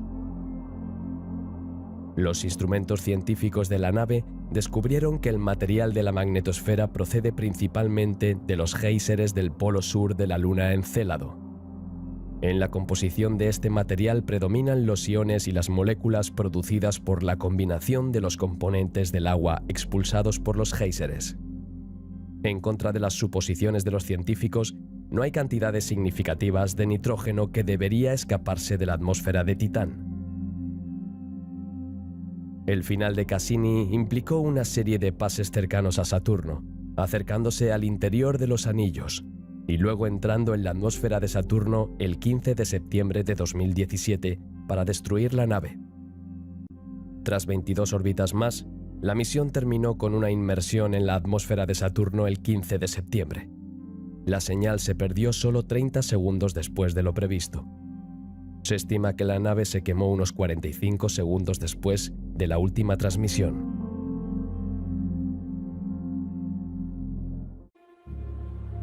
Alrededor del lejano gigante gaseoso Saturno hay un sistema de anillos y lunas de una belleza inigualable. En conjunto, el sistema de Saturno está justo detrás de Júpiter en cuanto a número de satélites, con 62 lunas confirmadas. De ellas, las lunas más grandes se dividen en dos grupos: las grandes lunas interiores, las que orbitan cerca de Saturno en su tenue anillo E, y las grandes lunas exteriores, las que están más allá del anillo E. Son, por orden de distancia a Saturno, Mimas, Encélado, Tetis, Dione, Rea, Titán y Jápeto. Mimas. Con un diámetro de 396 kilómetros y una masa de 0,4 por 10 a la 20 kilogramos, Mimas es la más pequeña y menos masiva de estas lunas. Tiene forma ovoide y orbita alrededor de Saturno a una distancia de unos 185.000 kilómetros con un periodo orbital de 0,9 días. La baja densidad de Mimas, estimada como ligeramente superior a la del agua, indica que está compuesta principalmente por hielo de agua con solo una pequeña cantidad de roca. Encélado. Encélado tiene 504 kilómetros de diámetro, una masa de 1,1 por 10 a la 20 kilómetros y una forma esférica. Orbita alrededor de Saturno a una distancia de unos 238.000 kilómetros y tarda 1,4 días en completar una sola órbita. A pesar de ser una de las lunas esféricas más pequeñas, es la única luna croniana geológicamente activa y uno de los cuerpos más pequeños conocidos del sistema solar en los que esto ocurre. Esto se refleja en rasgos como las famosas rayas de tigre. Ya en 2005, varias observaciones sucesivas hicieron de Encélado el objeto más interesante del sistema de Saturno, junto con Titán. Las mediciones del campo magnético de Saturno cerca de la Luna muestran que está distorsionado por la presencia de una atmósfera. Los sobrevuelos cercanos muestran que los géiseres, que salen continuamente de la región del Polo Sur, expulsan una mezcla de hielo de agua y compuestos químicos simples a una velocidad de 400 metros por segundo. La composición de los penachos también indica que el océano subterráneo es salado y contiene moléculas orgánicas y volátiles. Las fotos de la superficie del Polo Sur, tomadas desde una distancia muy corta, mostraban una superficie particularmente joven, llena de bloques de hielo del tamaño de una casa, con fracturas que sugieren actividad tectónica y coronada por una nube de vapor de agua. Algunas grietas profundas, llamadas rayas de tigre, son los puntos de surgimiento de los géiseres. Los sucesivos sobrevuelos han confirmado que la superficie del polo sur de Encélado está sufriendo movimientos tectónicos. El motor de esta actividad podría ser la fuerza de marea producida por Saturno. Esta fuerza no solo actúa sobre la capa de hielo superficial, sino también sobre el núcleo rocoso, como demuestra la presencia de sílice. Pero la presencia de este océano de agua salada líquida, moléculas orgánicas y sustancias volátiles también indica que el interior de Encélado está experimentando actividad hidrotermal. Esta fuente de energía, combinada con moléculas orgánicas, nutrientes y condiciones prebióticas para la vida, significa que es posible que Encélado albergue vida extraterrestre. Con un diámetro de 1066 kilómetros, Tetis es la segunda luna interior más grande de Saturno. La mayor parte de su superficie es un terreno con muchos cráteres. Con una densidad media de 0,98 gramos por centímetro cúbico, se cree que Tetis está compuesta casi en su totalidad por hielo de agua. Actualmente se desconoce si Tetis está diferenciada en un núcleo rocoso y un manto de hielo. Dione. Con un diámetro y una masa de 1.123 kilómetros y una masa de 11 por 10 a la 20 kilogramos, Dione es la cuarta luna más grande de Saturno, y muy craterizado, con cráteres de hasta 250 kilómetros de diámetro.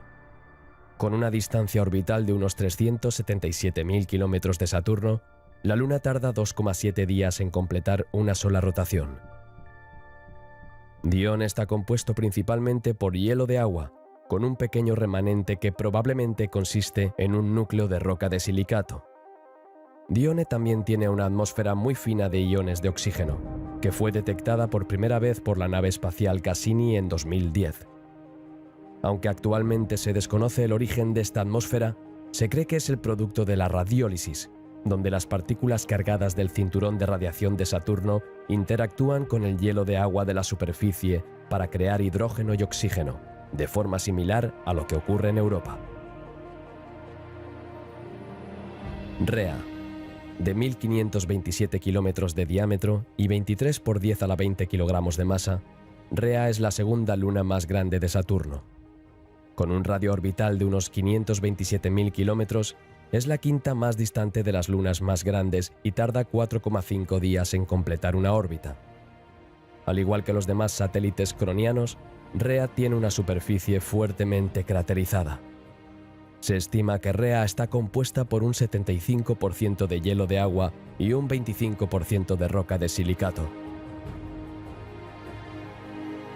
Esta baja densidad significa que, aunque Rea es la novena luna más grande del sistema solar, también es la 10ª más masiva.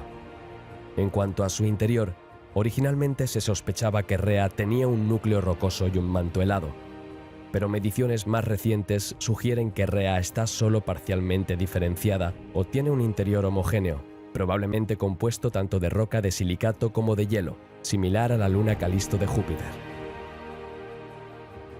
Los modelos del interior de Rea también sugieren que puede haber un océano interno de agua líquida, similar al de Encélado y Titán. Si existiera, estaría probablemente situado en el límite entre el núcleo y el manto, y se alimentaría del calentamiento provocado por la desintegración de elementos radioactivos en su núcleo. Titán. Titán es la mayor de las lunas crónicas.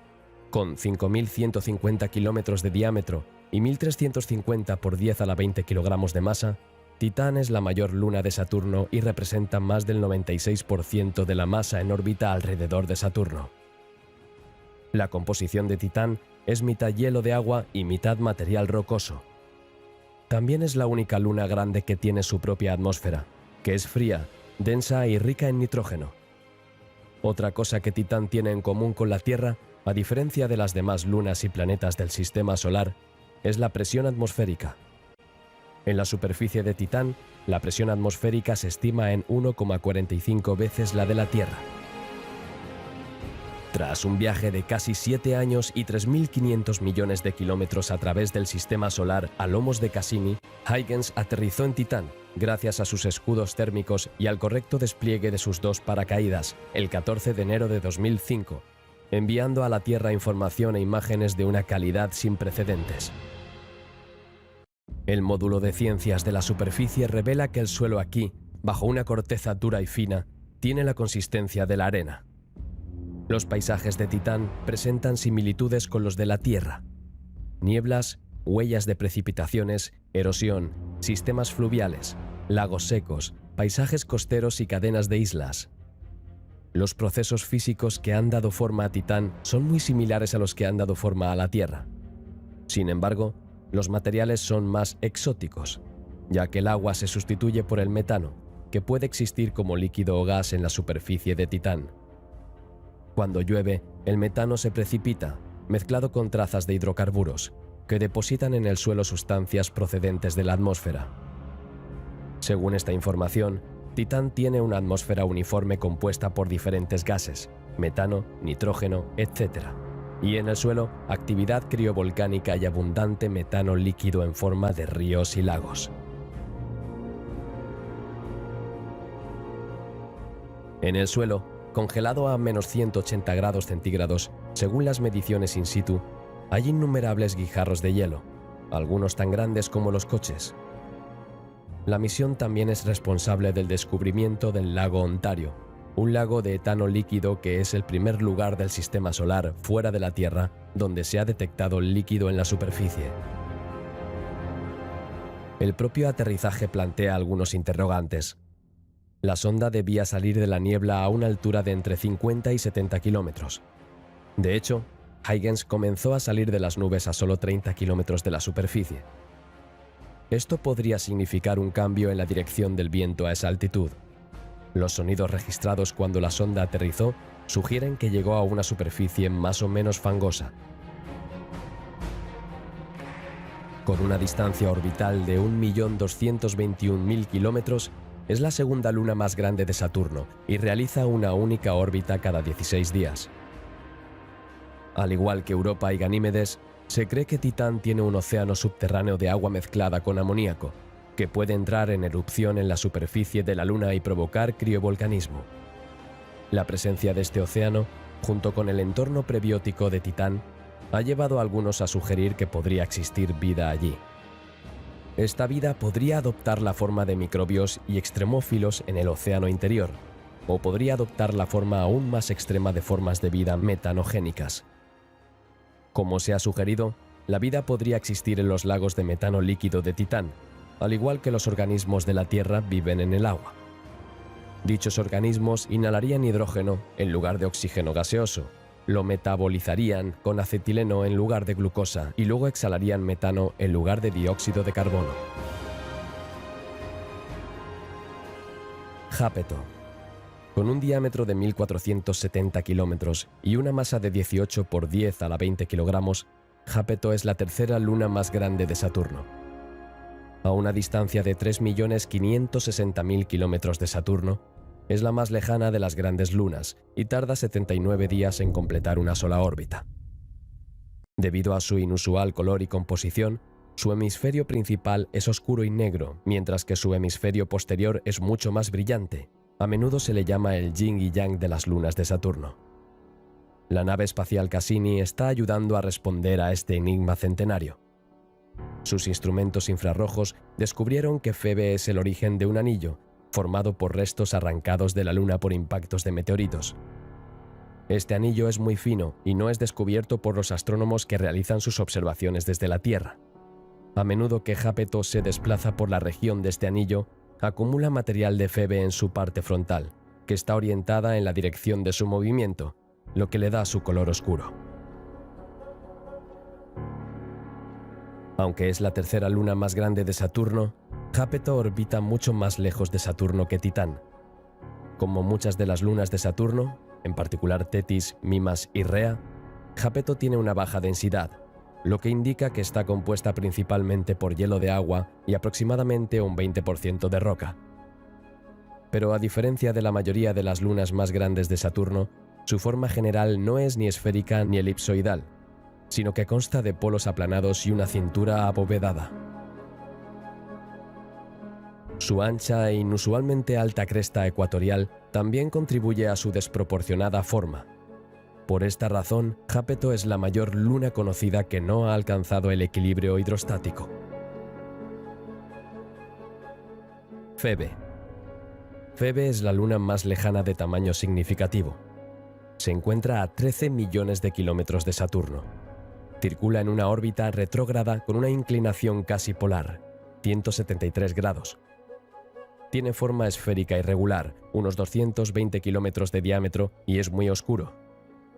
Las únicas imágenes anteriores a la misión Cassini fueron tomados por la Voyager 2 en 1981. Cassini solo sobrevoló la Luna una vez, ya que estaba fuera de la órbita de la nave. El 11 de junio de 2004, Cassini pasó a 2.068 kilómetros de Febe y consiguió fotografiar casi toda su superficie, gracias a la velocidad de rotación de la Luna. La superficie es muy oscura y está cubierta de cráteres, algunos de ellos de 80 kilómetros de diámetro, con paredes de hasta 16 kilómetros de altura. Probablemente Febe es un protoplaneta, con características similares a las de Plutón, que se formó en el cinturón de Kuiper al principio de la historia del Sistema Solar. Al principio de su existencia sufre un proceso de diferenciación planetaria. Después de enfriarse, su superficie es martilleada por los impactos, lo que le da su actual forma irregular. Posteriormente, es capturado por el planeta Saturno. Hiperión. Cassini proporciona las primeras observaciones detalladas de Hiperión, el mayor de los satélites irregulares no esféricos del Sistema Solar. Sin embargo, la Voyager 2, que la sobrevoló en 1981 a gran distancia, proporcionó la primera imagen de esta luna con forma de patata, cubierta de profundos cráteres y con un eje de rotación caótico, probablemente resultado de la destrucción de un cuerpo celeste mayor. Las espectaculares fotos tomadas por Cassini muestran un mundo parecido a una esponja. Los profundos cráteres, que acribillan su superficie sin apenas eyecciones, se deben probablemente a la alta porosidad y baja densidad de la Luna. El bombardeo de meteoritos no expulsó material, sino que lo comprimió. Las paredes de los cráteres son brillantes, lo que delata la presencia de hielo de agua. El fondo de los cráteres, en cambio, es oscuro y rojizo, porque la bajísima temperatura de menos 180 grados centígrados provoca la sublimación de materiales volátiles y la acumulación de materiales más oscuros. Se cree que el bajo albedo de Hiperión se debe a la presencia de dióxido de carbono y otros hidrocarburos, incluido el metano que escapa de Titán. La misión Cassini-Huygens permitió descubrir, a finales de 2012, una decena de nuevas lunas pequeñas, de menos de 10 kilómetros de diámetro, que se sumaron al medio centenar de lunas conocidas o descubiertas en los últimos años mediante telescopios terrestres. Urano. Urano no es el planeta más grande, ni el que más vida soporta, ni el más publicitado del Sistema Solar. Sin embargo, el gigante gaseoso helado tiene su cuota de curiosidades y queda mucho por descubrir sobre su naturaleza. Junto con Neptuno, Urano es el único planeta gigante helado de nuestro Sistema Solar. Se encuentra a unos 3.000 millones de kilómetros de nuestra estrella, en séptima posición respecto al Sol. La atmósfera está formada principalmente por hidrógeno, 83%, y helio, 15%. Está rodeado de un manto de componentes volátiles, agua, amoníaco y metano. A pesar de su estado entre líquido y sólido, estos últimos se denominan hielos, de ahí el nombre de gigante helado de Urano. Por último, el planeta tiene un núcleo del tamaño de la Tierra de roca de silicato, hierro y níquel en su centro. Los gigantes helados tienen una masa mucho menor que la de Júpiter o Saturno, pero siguen siendo equivalentes a entre 10 y 50 masas terrestres. Urano, por ejemplo, es 14,5 veces más masivo que la Tierra, pero solo el 20% de esta masa es hidrógeno. En el caso de Saturno o Júpiter, el hidrógeno representa el 90%. De hecho, una gran parte de la masa de Urano está almacenada en su hielo. La Voyager 2, lanzada por la Agencia Espacial Estadounidense junto con su gemela Voyager 1 para estudiar los planetas del Sistema Solar exterior, Es hasta la fecha la única sonda que ha sobrevolado Urano. Fue en 1986, durante algo más de 5,5 horas. La Voyager 2 pasó lo más cerca posible del planeta, a una altitud de 80.000 kilómetros, y arrojó luz sobre una estrella sin ninguna distinción particular en la luz visible, pero con muchas características específicas. En particular, Voyager 2 proporcionó pistas sobre por qué el planeta Urano está tumbado en su órbita. En efecto, a diferencia de otros planetas cuyo eje de rotación es perpendicular a su órbita alrededor del Sol, el eje de rotación de Urano está prácticamente incluido en su plano de revolución alrededor de nuestra estrella. El planeta rueda, por tanto, en su órbita y presenta alternativamente su polo norte y su polo sur al Sol. Se trata de una característica única en el sistema solar.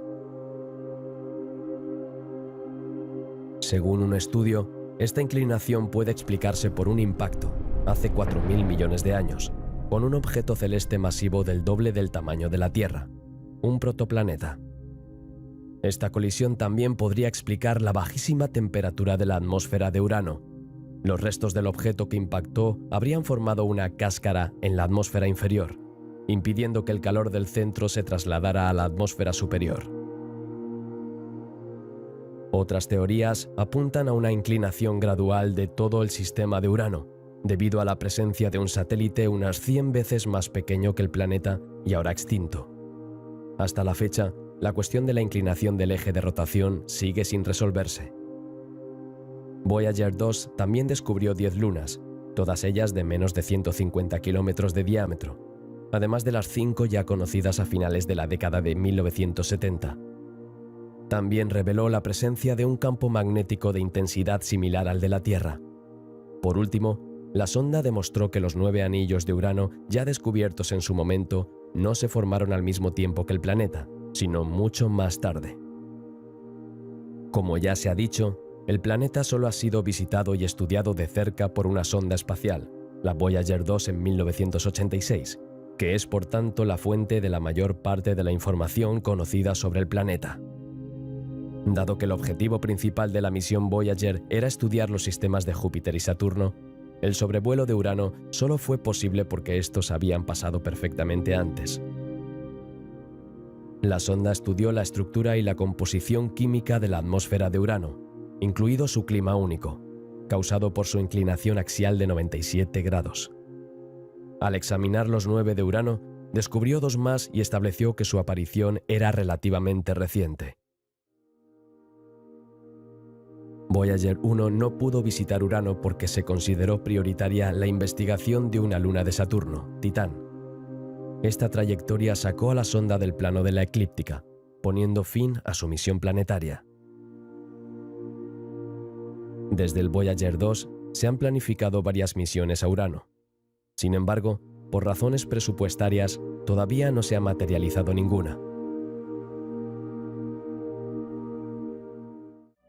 Neptuno. Al igual que Urano, Neptuno es un gigante helado. Es el planeta más alejado de nuestra estrella y alberga las tormentas más violentas del sistema solar. Con su tonalidad azulada de origen desconocido y sus lluvias de diamantes, Neptuno alberga increíbles riquezas. Su composición interna es similar a la de Urano.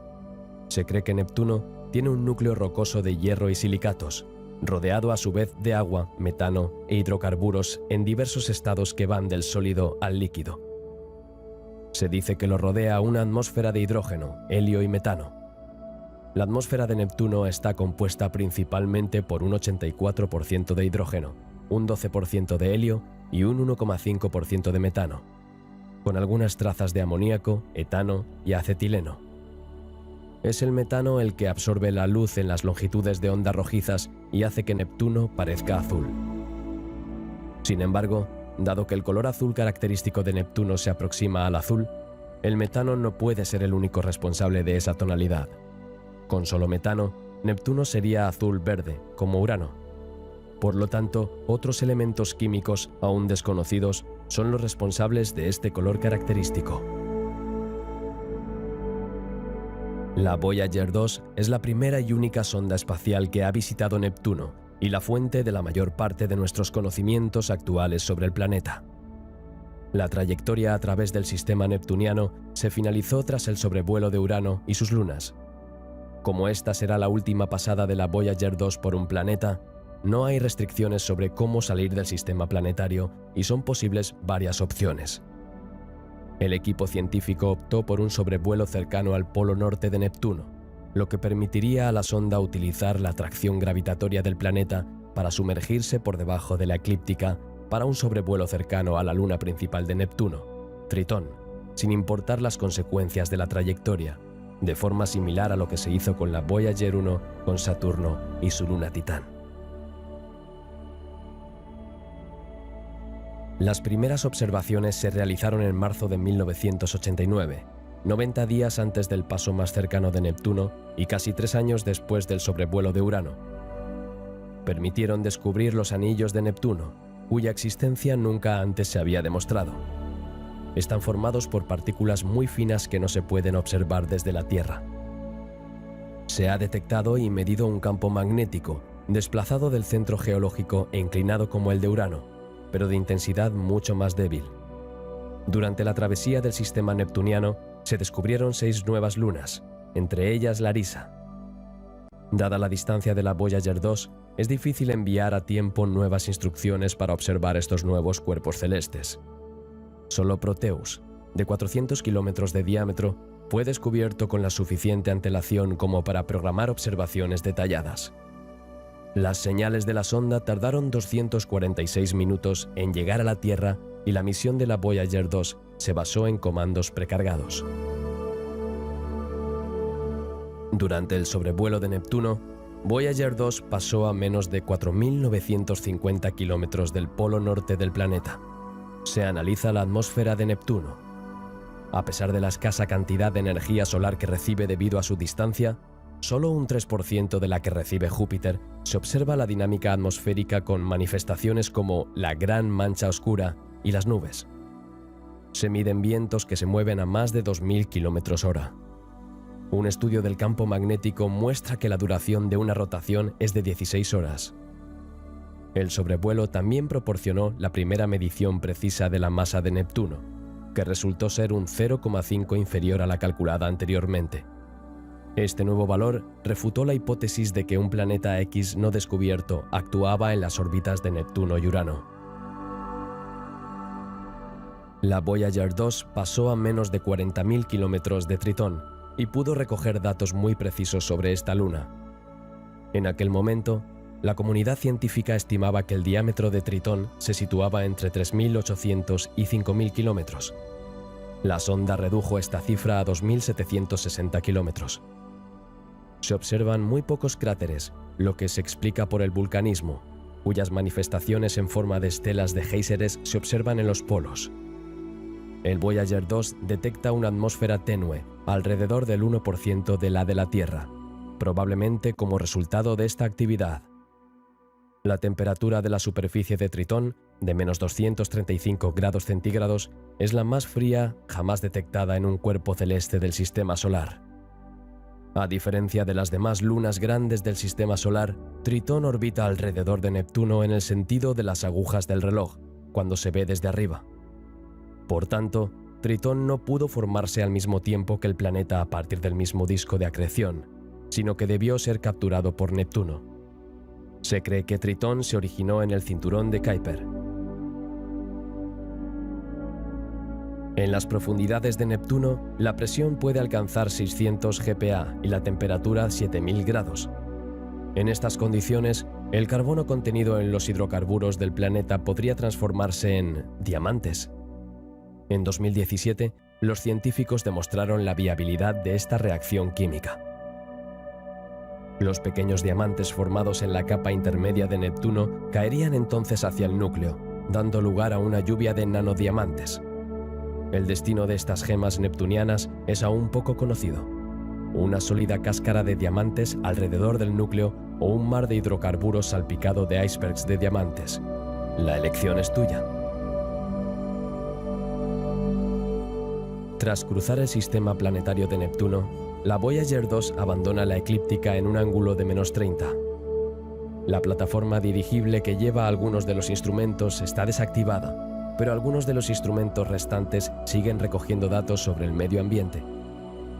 Voyager 2 cruza el límite del choque terminal del Sol en agosto de 2007, a 84 unidades astronómicas del Sol, y finalmente abandona el sistema solar magnético, delimitado por la heliopausa, en noviembre de 2018.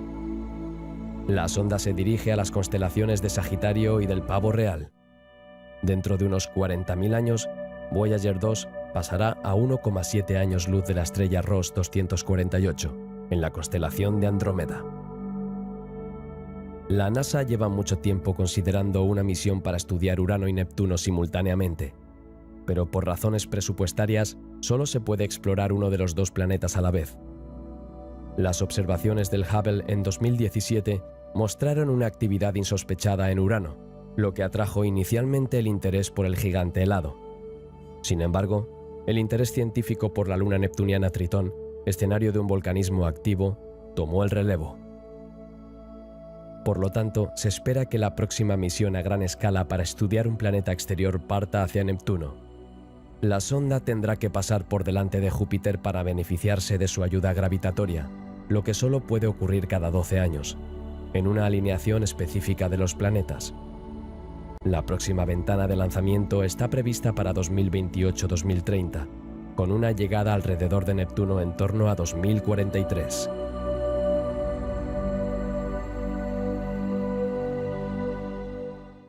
Plutón. Plutón, el noveno planeta del Sistema Solar hasta 2006, siempre ha sido un objetivo difícil para la exploración espacial. Esto se debe a su gran distancia de la Tierra, de casi 5.000 millones de kilómetros, a la fuerte inclinación de su órbita, de 17 grados respecto a la eclíptica, y a su escasa masa.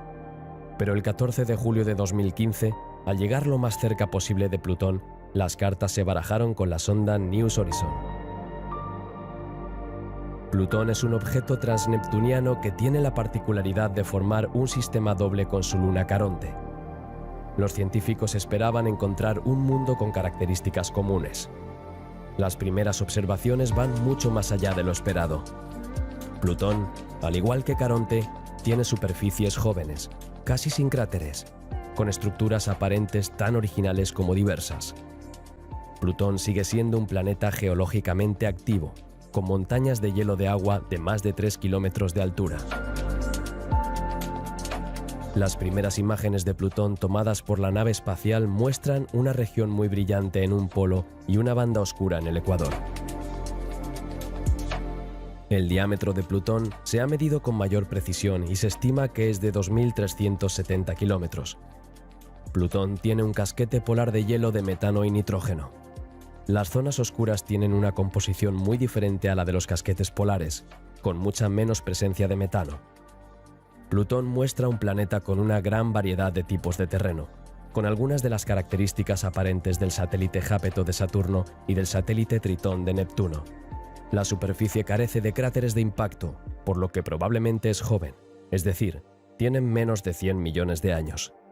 Altas montañas de unos 3.300 metros. Estos no pueden estar hechos de hielo de metano, monóxido de carbono o nitrógeno. No son lo suficientemente fuertes como para formar picos tan altos. Probablemente estén hechos de hielo de agua, que forma el manto del planeta enano. Los relieves de este tipo solo se han observado hasta ahora en los satélites helados de los planetas gaseosos, y son el resultado de las fuerzas de marea generadas por estos planetas gigantes. En este caso, se trata de un mecanismo diferente, pero aún está por determinar. Los científicos descartan la influencia de las fuerzas de marea generadas por Caronte, dado su tamaño. Se mencionan dos posibles explicaciones: la desintegración de materiales radiactivos, como el torio o el uranio en los silicatos, que todavía desempeñan un papel en el caso de la Tierra, pero cuya influencia suele considerarse insignificante después de 4.000 millones de años en mundos del tamaño de Plutón. La otra explicación es la existencia de un océano bajo el manto helado que, al perder su calor latente, sería responsable de los movimientos de la superficie. La presencia de una atmósfera en Plutón se conoce desde 1988. Los instrumentos de New Horizons han confirmado que la tasa de escape atmosférico de la atmósfera de Plutón es particularmente alta. Es probable que el viento solar sea la causa del proceso, impulsando las partículas ionizadas de la desprotegida atmósfera de Plutón hacia el espacio interplanetario. Los científicos estiman, basándose en los datos recogidos por los instrumentos de la New Horizons, que la velocidad de escape es 500 veces superior a la de Marte. Como la atmósfera se reconstituye por sublimación de material de la superficie del planeta enano, este proceso habría provocado una reducción del diámetro de Plutón de 6 kilómetros desde su formación. Debido a la órbita elíptica de Plutón, a medida que se aleja del Sol, su atmósfera se enfría, se condensa y se precipita sobre el suelo en forma de hielo, lo que acaba provocando su total desaparición hasta que el planeta se acerque de nuevo a nuestra estrella. Una foto tomada en el momento de la ocultación de Plutón al Sol reveló la presencia de bruma hasta una altura de 130 kilómetros. La misma foto permite distinguir dos capas atmosféricas con características distintas. Caronte, al igual que Plutón, tiene una superficie joven con pocos cráteres y muchas formaciones, lo que sugiere que es geológicamente activo a pesar de su pequeño tamaño. Cerca del polo es visible un largo cañón de 6 a 10 kilómetros de profundidad, así como otro cañón de 5 kilómetros de profundidad. Una serie de acantilados y depresiones se extienden de noreste a suroeste a lo largo de más de 1000 kilómetros, que pueden haber sido creados por un proceso interno. Por debajo de estas formaciones, un terreno prácticamente sin rasgos y débilmente craterizado sugiere que ha habido un resurgimiento reciente. Una región oscura conocida como Mordor cubre el polo y está rodeada de terreno rojizo. El color oscuro podría deberse a una fina capa de material, ya que en los lugares donde se ven cráteres aparece un terreno más claro. Un primer plano de una región de la Luna cercana al terminador muestra un terreno muy suave con cráteres de impacto claramente definidos y largas grietas. Estas grietas se asemejan a las grietas lunares que se originan por el enfriamiento y la contracción de la lava muy fluida que se había extendido por la superficie. Una montaña aislada situada en una depresión muy hueca intriga a los científicos planetarios porque su formación sigue siendo inexplicable y nunca se ha observado este tipo de formación en el sistema solar. La sonda no detectó ninguna atmósfera. Plutón tiene 5 satélites, pero solo se han fotografiado 2. Se tomó una primera imagen de Hydra con unos pocos píxeles. Tiene una forma alargada y su superficie está formada principalmente por hielo de agua. Una imagen de Nix, también muy pixelada, fue devuelta unos días después del sobrevuelo. Confirma la longitud de 40 kilómetros y la forma alargada de este pequeño satélite. El sobrevuelo de Plutón permite afinar las principales características de las pequeñas lunas de Plutón. Una de las características más sorprendentes descubiertas por la nave es que, a diferencia de la mayoría de los satélites de los planetas del Sistema Solar, las pequeñas lunas de Plutón no giran de forma sincronizada con él, es decir, no siempre están orientadas hacia el planeta enano. En particular, Hydra, el satélite más externo, orbita a Plutón en 38 días, mientras que este gira sobre sí mismo en 10 horas. A pesar de estas características, los científicos creen que las pequeñas lunas se formaron dentro del sistema de Plutón, probablemente como resultado de la fusión de pequeños cuerpos resultantes de la fragmentación de antiguas lunas de Plutón, dado su aspecto similar al de Caronte y Plutón. Tras el sobrevuelo de Plutón, New Horizons atraviesa el cinturón de Kuiper, que se extiende de 30 a 55 unidades astronómicas desde el Sol, y cuyo estudio constituye el segundo objetivo de la misión, dejando atrás mucho misterio sobre el planeta enano.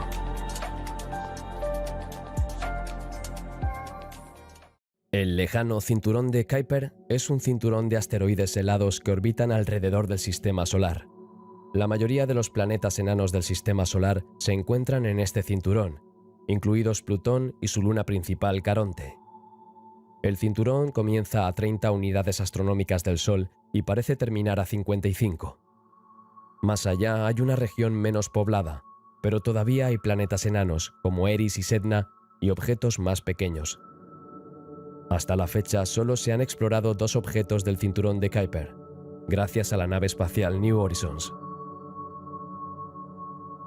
La sonda ha podido tomar algunas imágenes de objetos relativamente cercanos, por ejemplo, en noviembre de 2015 y abril de 2016 de Araun, un casi satélite de Plutón, que proporcionó algunos detalles físicos como su periodo de rotación.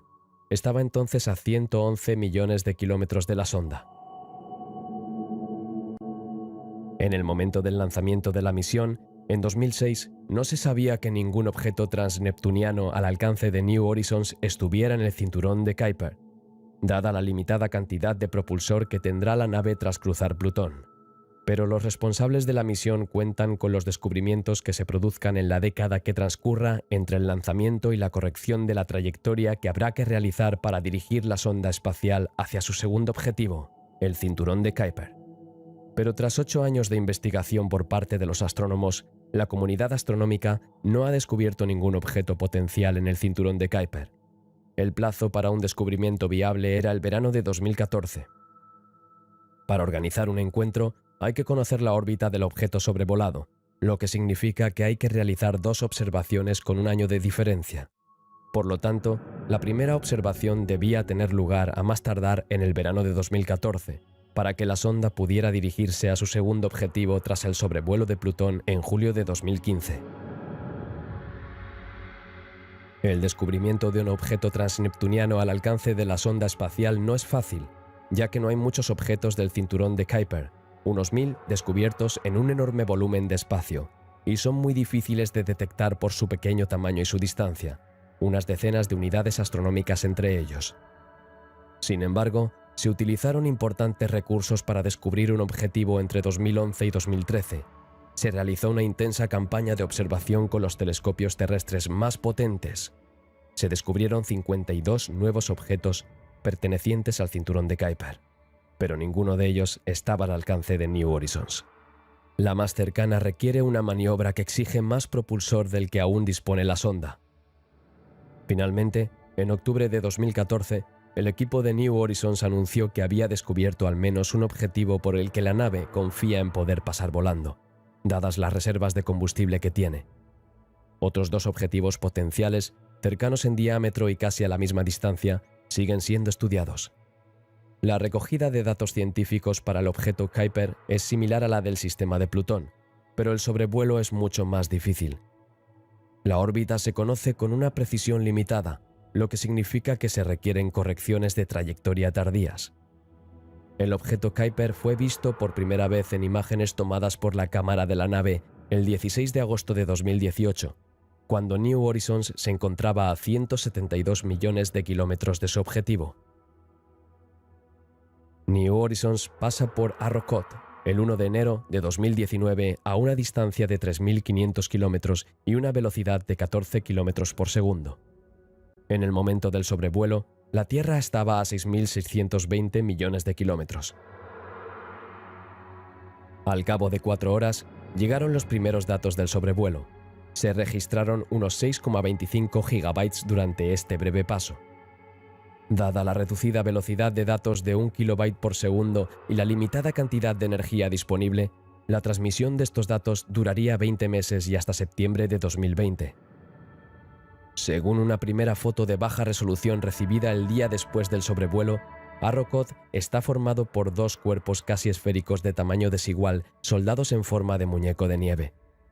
Es un ejemplo especialmente bien conservado de un cuerpo de contacto binario. El impacto debió producirse a una velocidad baja, de unos pocos kilómetros por hora. Este tipo de binarios son muy comunes entre los cometas que comparten el mismo origen que Arrokoth. El conjunto tiene 33 kilómetros de altura y hasta 15 kilómetros de ancho. Los 2 elementos han sido apodados provisionalmente Ultima para el más grande y Thule para el más pequeño. El periodo de rotación medido poco antes del sobrevuelo es de unas 15 horas. La superficie parece estar libre de grandes cráteres. El color rojizo de la superficie es similar al del casquete polar norte de Caronte y se debe probablemente a la presencia de material orgánico similar a la colina. Los rasgos visibles sugieren que este objeto del cinturón de Kuiper se creó al principio de la formación del sistema solar y ha conservado sus características originales. La misión de New Horizons podría continuar hasta 2025, momento en el que la nave habrá alcanzado la distancia de 50 a 60 unidades astronómicas en las que se encuentra el borde exterior del cinturón de Kuiper, más allá del cual solo se encuentran objetos dispersos cuya densidad hace improbable un sobrevuelo. El equipo del proyecto de la misión espera encontrar un tercer objetivo para la nave en el cinturón de Kuiper. Este puede ser un descubrimiento difícil, dado los recursos particularmente grandes que se necesitaron para encontrar Arrokoth. Sin embargo, la propia nave espacial debería detectar el objeto que podría visitar. Tendría que analizar las fotos que toma y podría detectar un objeto demasiado débil para ser visto desde los telescopios terrestres. Este nuevo objetivo debe ser descubierto en los próximos años, antes de que la nave espacial abandone la densa región del cinturón de Kuiper. En enero de 2018, los equipos de New Horizons y Voyager se reunieron para sentar las bases de una posible colaboración para observar la heliosfera. Los instrumentos y las posiciones de las tres naves, Voyager 1 y 2, así como New Horizons, podría complementarse hasta al menos 2025 y quizás incluso 2027, cuando la cantidad de energía que les queda a las sondas Voyager ya no sea suficiente para mantenerlas en funcionamiento. En 2032, cuando New Horizons esté a unas 82 unidades astronómicas de distancia, la energía restante en la nave será de 150 vatios, el mínimo necesario para mantenerla operativa. Aunque probablemente sea posible ampliar estos límites teóricos, la nave espacial será definitivamente inoperable cuando alcance la distancia de 120 unidades astronómicas. ¿Qué hay más allá del cinturón de Kuiper? En primer lugar, es importante saber que cuanto más lejos esté un objeto del Sol, más difícil será detectarlo porque está menos iluminado y es difícil de observar debido a la distancia. Sin embargo, a unas 55 unidades astronómicas del Sol, el número de objetos disminuye bruscamente, y esta zona se denomina acantilado de Kuiper. Esta zona marca el límite exterior del cinturón. Sin embargo, más allá de esto, el espacio no está vacío, y existen otros objetos en esta región distante conocida como el disco escaso, incluyendo planetas enanos, entre ellos Eris, que tiene aproximadamente el mismo tamaño que Plutón y Sedna. Eris se encuentra actualmente a unas 95 unidades astronómicas del Sol, pero su órbita lo llevará de nuevo al cinturón de Kuiper dentro de unos cientos de años antes de volver a salir. Sedna, en cambio, pertenece a otra categoría de objetos, los objetos desprendidos. Sedna se encuentra actualmente a 85 unidades astronómicas del Sol, pero se desplazará a 76 en 2080 y luego se desplazará a una distancia de 950 unidades astronómicas del Sol, 10 veces más lejos que Eris.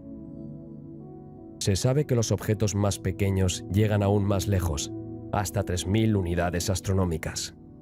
Más allá, a unas 20.000, se encuentra la nube de Oort, formada por miles de millones de cometas.